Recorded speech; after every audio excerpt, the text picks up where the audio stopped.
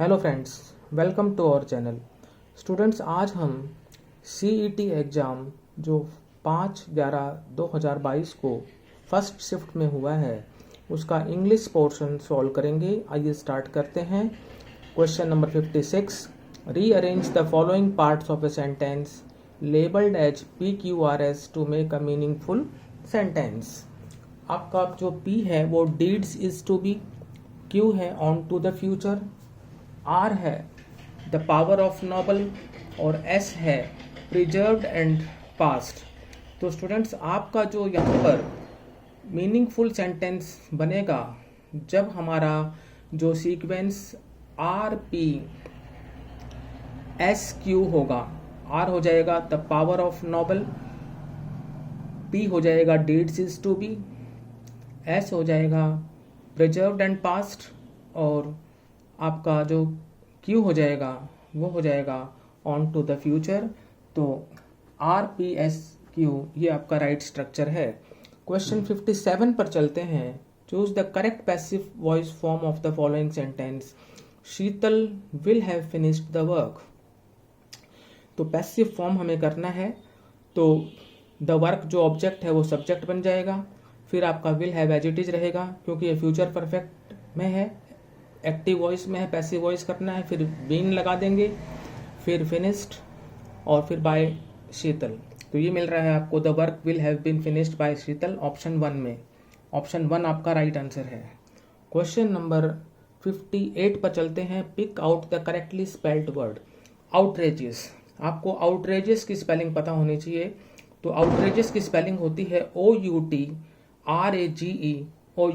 और ये correct spelling मिल रही है आपको ऑप्शन 4 में। तो ऑप्शन 4 जो है वो आपका राइट है। अब चलते हैं क्वेश्चन नंबर 59 पर। Pick out the part of the sentence which has an error. If there is no error your answer is 4। The simplest method of welding two pieces of metal together is known as pressure welding. तो option 1 में B दे रखा है, option 2 में C, option 3 में A, option 4 में no error, option 5 not attempted. तो आपको देखना है कि जो एरर है वो किस पार्ट में है, और यदि किसी पार्ट में भी एरर नहीं है तो आपका आंसर होगा 4। तो इसमें किसी भी पार्ट में एरर नहीं है तो यहाँ पर हमारा आंसर हो जाएगा 4, no error. Question number 60, choose the word which is opposite in meaning to the word underlined. She is slender in figure.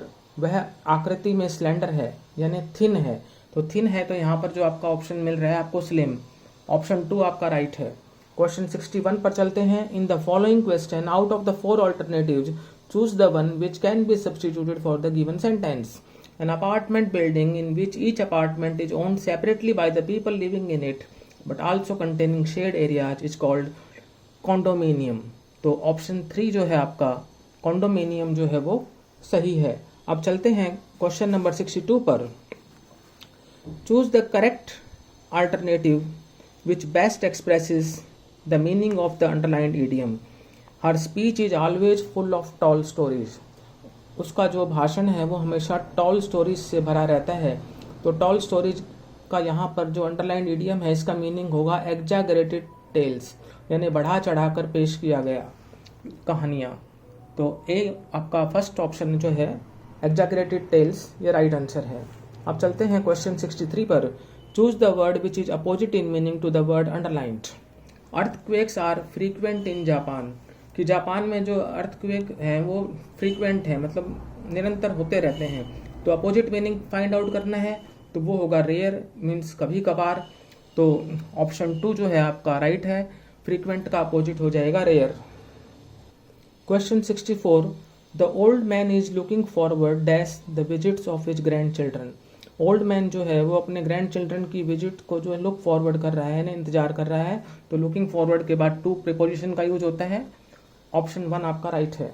Now question 65, choose the most appropriate preposition to fill in the blank. She succeeded dash dint of perseverance and hard work. वो कैसे succeed हुई? Perseverance means निरंतरता से, लगातार लगे रहने से, और हार्ड वर्क से। तो बाय डिंट ऑफ होता है।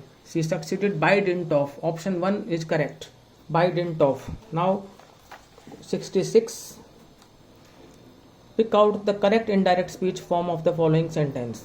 I have bought a house, he said. आपका ये जो है डायरेक्ट स्पीच में है और प्रेजेंट परफेक्ट टेंस में है. इनडायरेक्ट स्पीच में आपको इसको कन्वर्ट करना है तो हो जाएगा ही सेड दैट. फिर आपका जो है आई जो है वो सब्जेक्ट से चेंज होगा, ही हो जाएगा. और हैव बॉट क्योंकि प्रेजेंट परफेक्ट है तो पास्ट परफेक्ट में हो जाएगा तो हैड बॉट हो जाएगा. फिर ए हाउस, तो आंसर बनेगा आपका he said that he had bought a house, जो आपका ऑप्शन 3 में है. ऑप्शन 3 आपका राइट है. Question 67. Fill in the blank with the appropriate option given below. The battle of Waterloo was won dash of Eton.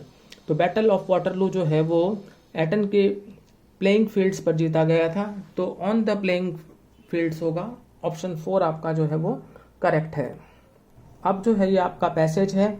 Read the following passage carefully and answer question 68, 69 and 70. India is one of the oldest civilization of the world which offers a kaleidoscope of cultural experiences. The country has a rich heritage and numerous attractions. It stretches from the snow-capped Himalayan peaks to the tropical rainforests of the south, covering 872,263 square kilometers. It is the world's 7th largest country, distinguished from the rest of Asia by mountains and the sea, which gives the country distinct geographical identity.